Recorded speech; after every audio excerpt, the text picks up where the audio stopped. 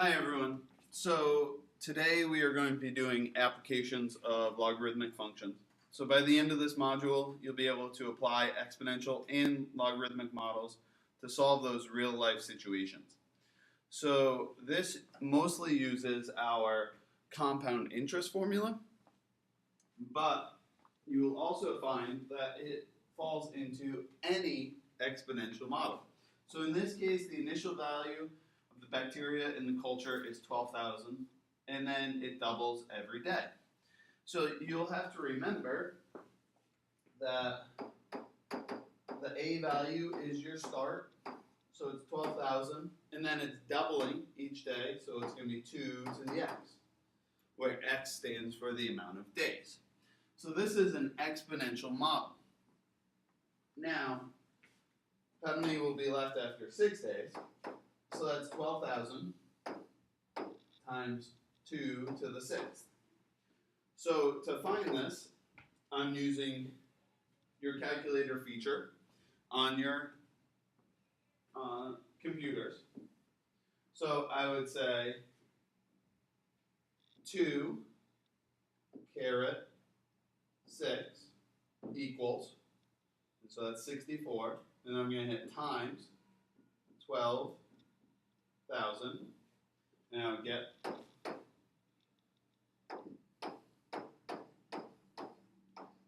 768,000.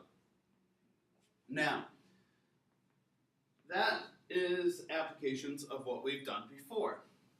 The new one is how long will it take to reach a certain amount of bacteria. So, using the same equation, only now this is my y value. So I have 132,000 bacteria in there, equals 12,000 times 2 to the x. And I need to find out how many days is that gonna take. So what I do in this is I would divide by 12,000.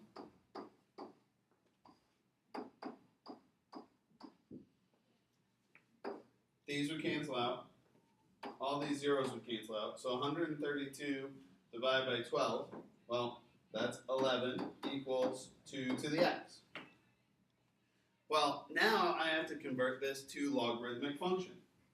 So I need to pull this 2 to the other side.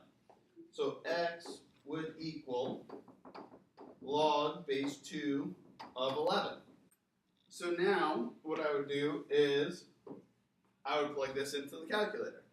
Now, on the scientific calculator, you'll notice that there's a log base 2. So I luck out that I can just plug in 11 and then hit log base 2, and I would get 3.46 days.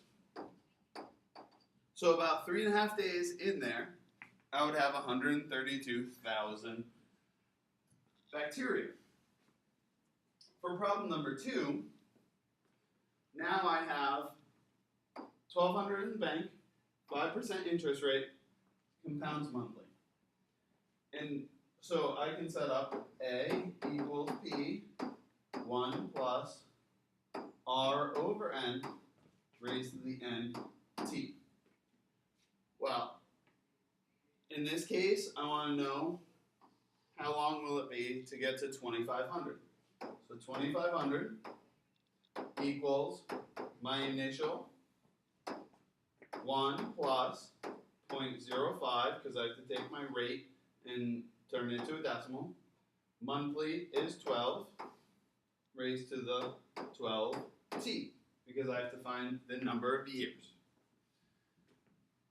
First thing I would do is convert this 0.05 divided by 12. 0.05 divided by 12, and I would get 0.00416. So this is going to be 1.004167 raised to the 12t. Now I'm going to divide all this by 1,200. Okay? So 25 divided by 12, 2.083 equals 1.004167 raised to the 12t. Now what I have to do is I have to convert this to a logarithmic function. So I'm going to have to pull this to the other side.